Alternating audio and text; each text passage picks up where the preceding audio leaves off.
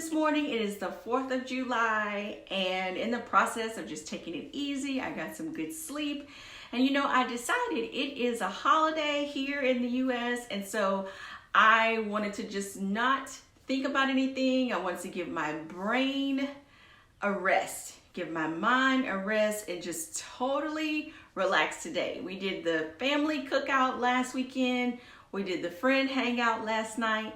And I always like the day of the holiday not to do anything. And I just realized I did not plug up my mic. And I want to start being better with that and also be able to hear the difference. Oh, but I need my adapter. Okay, not going to work right now. Brand new Facebook page for the podcast. A lot of listeners have found the podcast on YouTube, on iTunes, on Stitcher, Google Play, and maybe some other places that have it as well. But these are the ones that I actively posted on.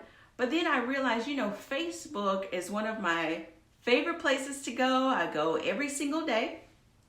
And the crazy thing is that this is the day after the whole big glitch or breakdown with Facebook and Instagram and WhatsApp. And I decided, you know what? I want to create a whole page for the business of being a virtual assistant.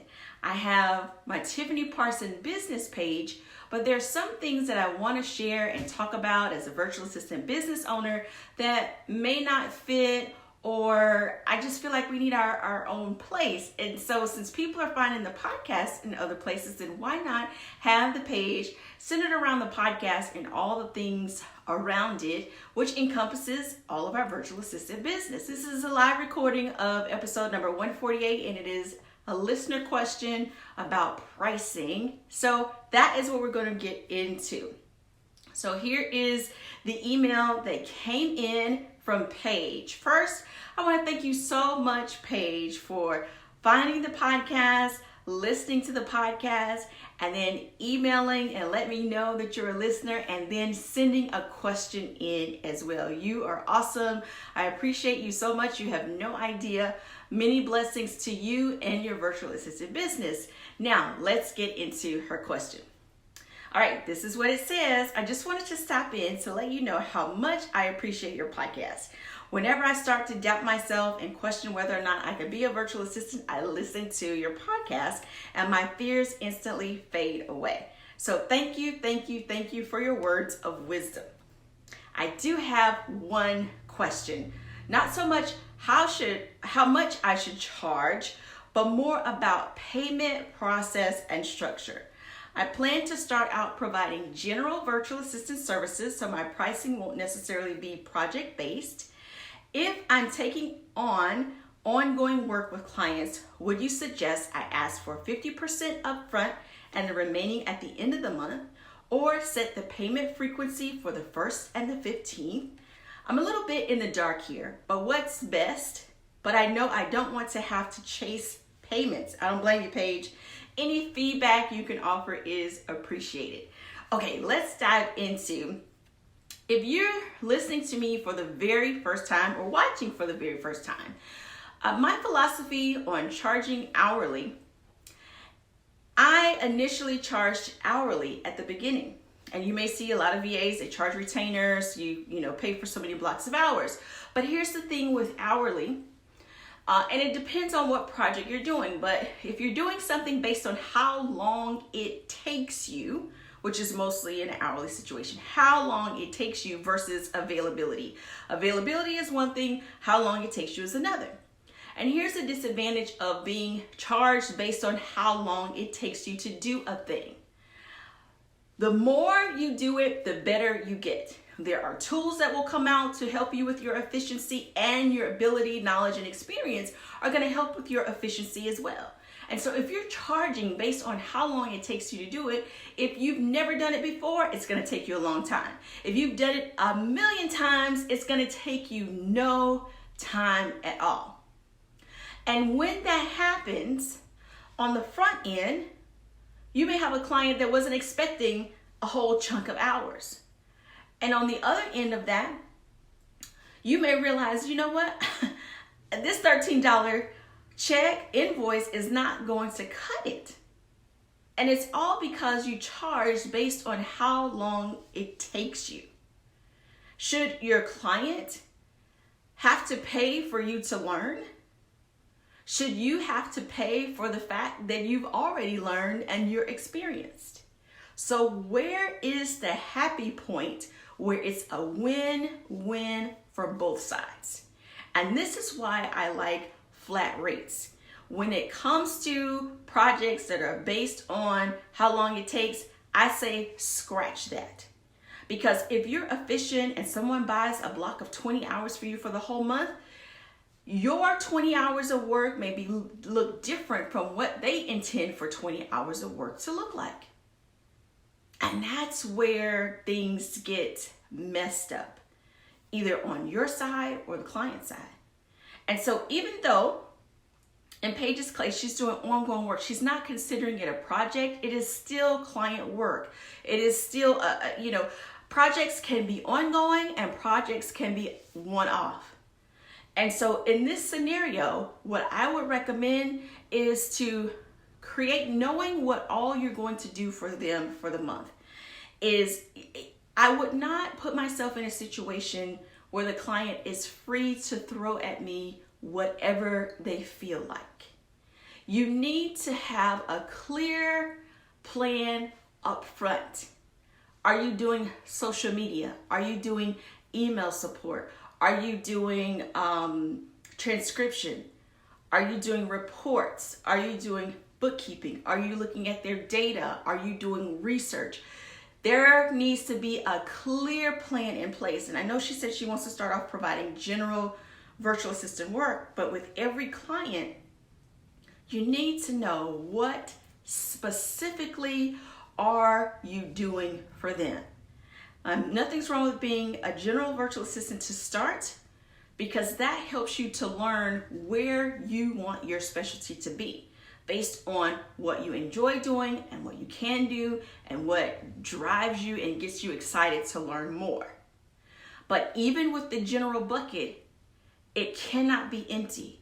You have to already have some services. Does she need social media? Great.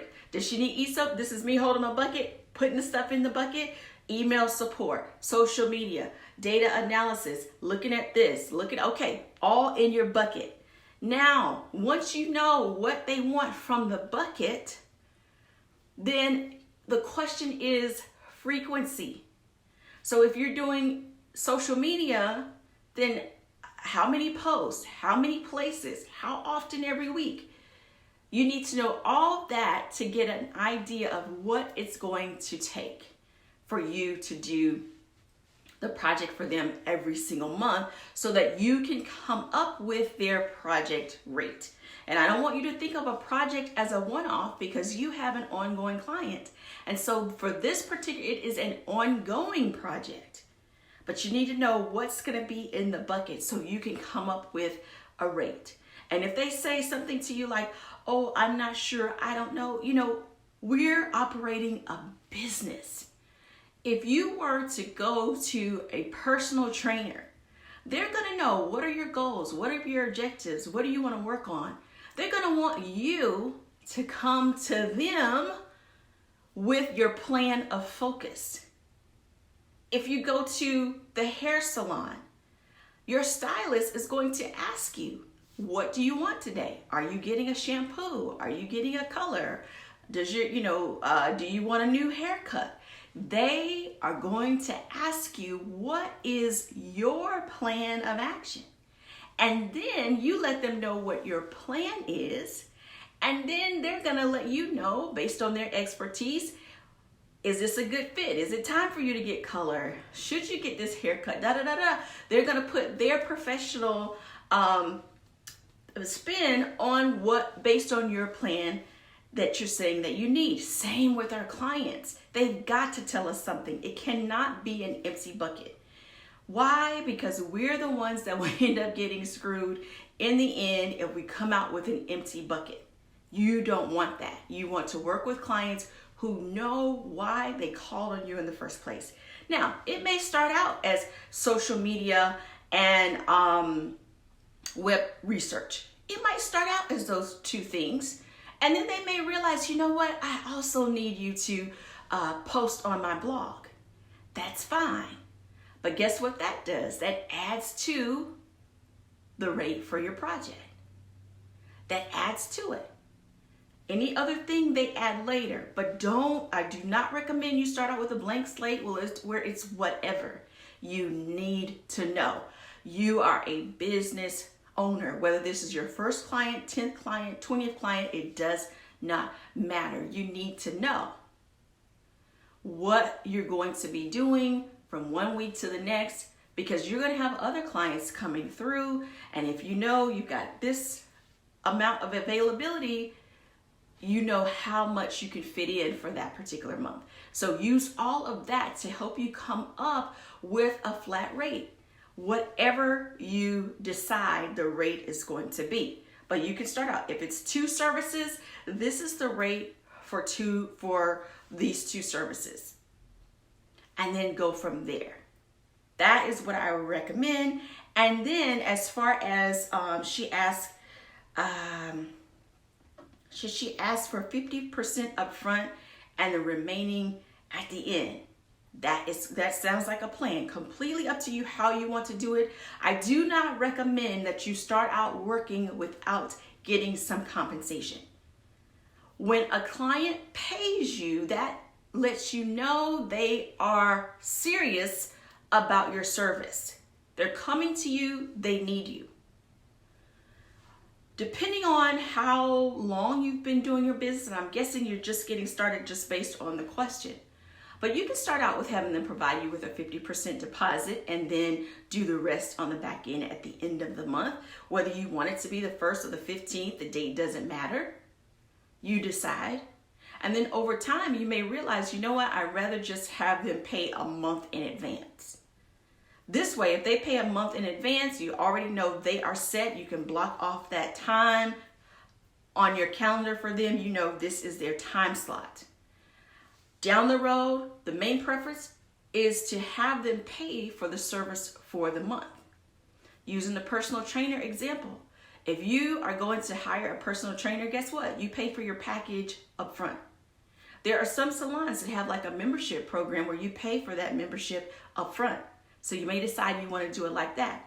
But if you're not sure, that doesn't make you that you don't feel comfortable with that, then charge a deposit. Do not start with 0 and you just start working and then you invoice. No, get a deposit or full payment and then go to work. Enjoy what you're doing for your client.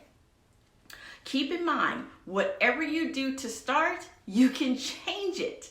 It does not have to be permanent. You can change it. I've had situations where I keep the same plan for one particular client and use that as like my case study so I know. And then the next time another client comes based on that case study, I know, okay, this is the way I'm going to do it now, which is how I came to no more hourly rates.